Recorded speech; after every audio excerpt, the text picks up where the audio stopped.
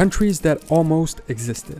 On this channel, we talk a lot about countries, both the ones that exist now, the ones that did in the past, and sometimes also about ones that almost existed. In this video, we're going to go through a few more of those. Now, most of these countries were proposed, but never truly created, for the reasons we'll learn ahead, while some others did exist for a short period of time, then being annexed or destroyed, and failing at their objective to remain an independent, sovereign state. So let's jump straight into some of these almost countries, if you will.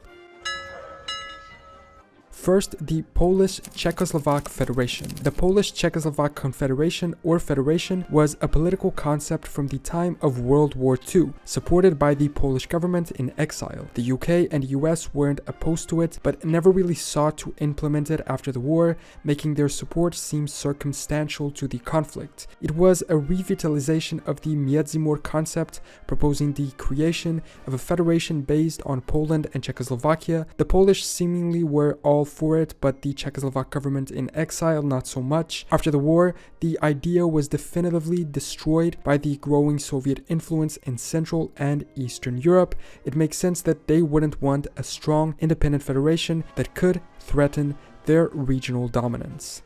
All the way in northern Anatolia, in what is today Turkey, there could have been a Republic of Pontus. After the end of World War I, the Ottoman Empire was among the defeated Central Powers. They saw their empire collapse and be given to Britain and France, but they could have lost even more territory. This territory, previously the location of the Roman Empire province of Pontus, or the even more ancient Greek kingdom of Pontus, is a region which had a history of Hellenic culture, even after Persian and Turkish rule of Anatolia. American President Woodrow Wilson had proclaimed that all the nationalities of the Turkish Empire had a right to their autonomy, and so the Pontic Greeks began calling for independence, with the issue being discussed in the peace conferences. However, oddly enough, the opposition to this idea came from Greece itself, stating that the new country would be too weak to withstand a Turkish invasion in the future and too remote for them to support it. So it was included instead in the larger proposed state of Wilsonian Armenia. Let's move on to that other proposed country. Wilsonian Armenia, getting its name from the same President Woodrow Wilson of the US, refers to the unimplemented boundary configuration of the First Republic of Armenia in the Treaty of Sèvres. A crazy treaty that completely destroyed Turkey by splitting its land among the Entente powers and their allies, then never having been put into effect due to strong Turkish resistance. The proposed boundaries incorporated portions of the Ottoman regions, which had Armenian populations, with an added inclusion of portions of the Trabzon Vilayet to provide an outlet to the Black Sea at the port of Trabzon. And like we saw, some regions of the previously proposed Republic of Pontus were also added to safeguard these Greek people. The United States ended up being the ones who actually rejected the mandate for Armenia in 1920, and the idea was fully abandoned after the Turkish War in the same year. The proposed political changes put forth by Woodrow Wilson are really interesting. If you want, I can make a full video dedicated to that, kind of answering a hypothetical question of what if Woodrow Wilson's plans had come to fruition. Back in Europe, we also have the Free State of Antwerp. The creation of this potential country was connected to the Flahout partition plan for Belgium. At this time, Belgium was still ruled by the Netherlands, although its people began demanding independence. However, major European powers were divided on whether or not to support these claims and kept stalling the negotiations at the 1830 London Conference. The French, for one, would have preferred to annex the French-speaking provinces in Wallonia, but everyone else didn't want them to do so. So, French diplomat Charles Maurice de Talleyrand proposed an alternative which, according to them, was more reasonable. France would take the provinces of East Flanders, Hainaut, the south of Brabant, and the west of Namur. The north of Brabant would go to the Netherlands, Prussia would take all territory east of the Meuse River, and then Antwerp, Ghent, and the rest of West Flanders would become an independent, free state. But still, this proposal was not seen as good enough by other great powers who decided to grant all of Belgium independence as one political entity. It's very interesting that up to today, there's a big debate on whether or not Belgium should split up into two countries, Flanders and Wallonia. It's interesting that as early on as this, it was already an issue. Moving to Asia, we have United Bengal. United Bengal was a proposal to transform the Bengal province of the British Raj into an undivided sovereign state at the time of the partition of India in 1947. All of the region was controlled by the British, and upon independence, it became first a part of India and Pakistan, and then India and Bangladesh. Their goal was, according to them, to prevent the division of Bengal on religious grounds, which I guess was what ended up happening. The proposed name for this country was the Free State of Bengal. There was some historical reasoning to this. There had been a Sultanate of Bengal that controlled these regions from 1332 to 1576, and apparently there was a regional administration of the British that had under its control the area that the new country claimed as their own. Within the British government, there was serious consideration of the proposal due to their desire of safeguarding commercial interests there. India was, however, only in support of it if they became a part of the Indian Union. The proposal was never put to a vote and ended up not happening, although I guess Bangladesh today is a version of it. It just doesn't include all the areas they initially idealized. For the West, in the Middle East, there was also the Fertile Crescent Plan. The Fertile Crescent Plan was an Iraqi proposal for the union of the Kingdom of Iraq with mandatory Syria, which at the time included mandatory Lebanon, mandatory Palestine, and Transjordan. It was based on the fact that the ruling monarchies of all these regions were of the same Hashemite dynasty. Nouri al-Said, Prime Minister of Iraq at the time, presented the plan to the British during World War II when it appeared that France had become too weak to hold on to Syria due to its collapse in Europe. Northern Syrians were in support, but some others weren't due to the heavy British influence within the Iraqi government. They didn't want to stop being a French protectorate just to become a British one. The two Hashemite kingdoms briefly created the Arab Federation in 1958, joining Jordan and Iraq, but it and any hope for the Fertile Crescent Plan ended with the overthrow of the Iraqi monarchy in 1958.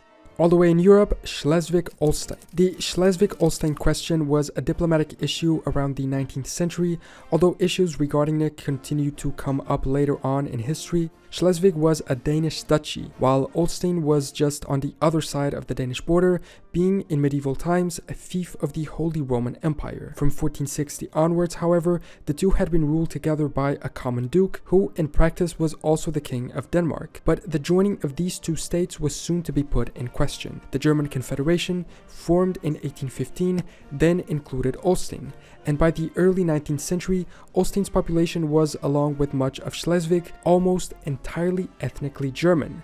In 1848, Frederick VII of Denmark announced to the people of Schleswig the promulgation of a liberal constitution, under which the duchy, while preserving its local autonomy, would permanently become an integral part of Denmark. This led to an uprising by Schleswig-Holstein's large German majority in support of independence and close association with the German Confederation. An uprising that was in fact supported by the Prussian military, and initially they were able to drive Denmark's troops away from the territory, beginning the First Schleswig War. The Danish ended up winning this one, but then there was a second Schleswig War in 1864, which led to the duchy's incorporations within Germany. Should have Prussia won that first war, perhaps independence would have been granted. It's arguable if the state would have joined a united Germany later on, but a path for lasting independence would have been created. It would be odd to have this extra country in between Denmark and Germany today. Speaking of modern times, following the defeat of Germany in World War I, Northern Schleswig was finally reunified with Denmark after 2 referendums. A small minority of ethnic Germans still lives there as well. All the way in America, for a change, we have Los Altos, Soconusco, and Mosquitia, 3 countries that could have existed in Central America. Mosquitia, or Miskito, was on the coast of Nicaragua today, while Los Altos and Soconusco were both in what is today northern Guatemala and southern Mexico. Soconusco was a part of the General Captaincy of Guatemala, a Spanish colony, from 1609 to 1821. After the Spanish left, it belonged to the Federal Republic of Central America for a couple of months, but then accepted the annexation to the First Mexican Empire. Now being mostly a part part of the Mexican state of Chiapas. It seemed that full-on independence was never seriously considered, and it was always a matter of either joining Mexico or the other Central American states. However, contrary to some other regions, they actually declared their own independence from the Spanish crown in 1821, which could have paved the way for them to become their own country should they have decided to do so. Los Altos was effectively independent from 1838 to 39, and then again from 48 to 49 in the 1800s, but only for a year each time. It was also a part of the Central American Federation and then of Guatemala, which they declared independence from in the middle of Guatemala's civil war. Contrary to others on this list, it actually had a flag since it actually achieved independence, even if for a short period of time. It was a modification of the Central American Union flag with a central seal showing a volcano in the background with a quetzal, a local bird symbolizing liberty, in front. Since 1871, it has also been on the present flag of Guatemala. Finally, Miskito. The Miskito people who speak the Miskito language exist in the eastern coast of Central America, facing the Atlantic Ocean. Today they exist along the coasts of Honduras and Nicaragua. On paper, it was a part of the Viceroyalty of New Granada, but the Spanish never truly held great control of the region apparently, and at least since the 17th century up to 1894, the Miskito Kingdom existed. It's important to say that the British called them a kingdom, but in reality they were just a group of native people without a specific societal structure ruled by the native people themselves, although having a lot of British influence. Here is their coat of arms, red and white with native spears and a tree on top. But this coat of arms was just made by the British. The local military leaders of the natives established an alliance with the British via the Providence Island Company, joining up in fighting the Spanish together. Local native rule continued, and it wasn't until 1860 that Britain recognized Nicaragua's claim over the Miskito coast, long after the Spanish were gone, with formal control only being established in 1894. If the British hadn't recognized the claims and preferred to maintain its local influence, perhaps this could have been an additional country in Central America today. So, those are a few countries that almost existed, from the idealized Polish-Czechoslovak Federation to the Greek Republic of Pontus in Turkey or a Greater Armenia, learning about the potential creation of a free state of Antwerp to a United Bengal, a great Middle Eastern Union, and an additional potential country in between Denmark and Germany, sharing heritage with both, as well as 3 small Central American regions that could have become independent. If circumstances had been different, any of these could have existed and lasted until today, making us think of how current countries result from sometimes the oddest and luckiest combination of factors and circumstances. Countries that almost didn't exist would also be a good topic, looking at states that managed to achieve independence due to some lucky event. Let me know in the comments if you'd like to see that, along with any other countries that almost existed that you know and which I didn't mention here. Thanks so much for watching this video, subscribe if you want, and I will see you next time for more general knowledge.